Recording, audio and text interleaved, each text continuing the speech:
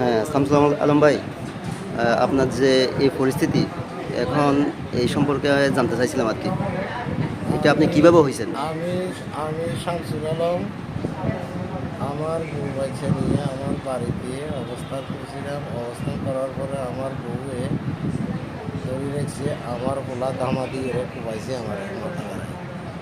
তারপরে দিয়ে গাছ দিয়ে রে গিরে কাঠটা এগিন একদিন ভাঙিয়ে দিছে। ভাঙিয়ে দিবার পরে ভাঙিয়ে দিবার পরে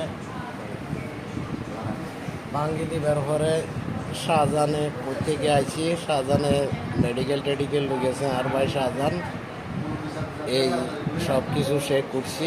এখন আরে সাহায্য সহযোগিতা করছে। এরও মারি বললাই তারা হুমকি ধুমকি দিছিল গ্রামের কিছু মানুষজন। তারপরে দি পুলিশ আসে, পুলিশ আসিয়েও তারও রক্ষা করে, আমারও রক্ষা করে।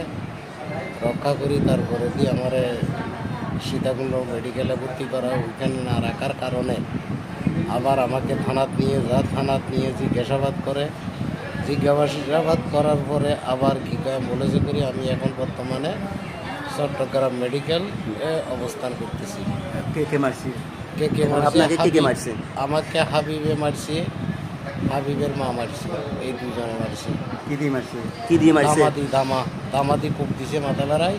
রড গাছ ওগুলো? তারপরে দিয়ে রড গাছ এগুলো দিয়ে আমার পা বেড়া দিছে। মাথা? পাটা ভাঙিয়ে দিছে, মাথা বাড়াই দিছে, আচ্ছা মাথা আচ্ছা কোপাচ্ছে দামাদি। আচ্ছা আচ্ছা। সাধন ভাই, আপনি তো ঘটনাস্থলে ছিলেন, ঠিক আছে? এই বিষয়ে আপনার কাছ থেকে কিছু জানতে চাইছিলাম। আসসালামু আলাইকুম। তো আমি ঘটনাস্থলে যখন ওরা কাজ করি নাড়িতে ফেলা দেয় ঘরের মাধ্যমে, হ্যাঁ, মাথা দিয়ে ফাটা দিই, হ্যাঁ, রড দিই, বার্গের লাকড়ি মোড়া গাছ দিই বার্গের, হ্যাঁ।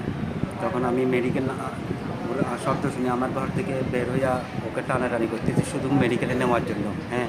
ঘর সম্পূর্ণ রক্তাক্ত, ফাঁসি গেছি। তখন আমি সিএনজি একটা লইয়া তাড়াতাড়ি ওখানে টানাটানি করতেছি। ওর ওয়াইফে মারতেছে, ওর ছেলে মারতেছে, মাথা বেড়ায়, ঘা বেড়ায়, পা বেড়ায়, সম্পূর্ণ লুলা লুলা বানাই দিচ্ছি।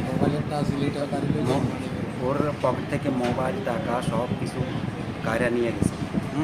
তখন আমি টানাটানি আজকে করতেছি যে বাইরে মেডিকেল আনার জন্য, হ্যাঁ। তখন ওনার ছেলে আমাকে পিটে দিয়ে ধামা দিয়ে কোপ দিতে চাইছে। আমি সরে গেলাম। সরে যাওয়ার পর লোকজনে ওর থেকে ধামা ছুরি এগুলা নিয়ে ফেলছি। কিন্তু ওনার বাবাকে তো এভাবে আত্মহত্যা করে শেষ করে ফেলল। এখন ওরা এরকম, আমি এতটুকু পর্যন্ত জানি। আমার মেডিকেল সীতাকুণ্ড মেডিকেল আনার পর বছর এতটুকু সমস্যা আর কি। আর রোগী থেকে তো আপনারা স্বাভাবিকভাবে জানছেন।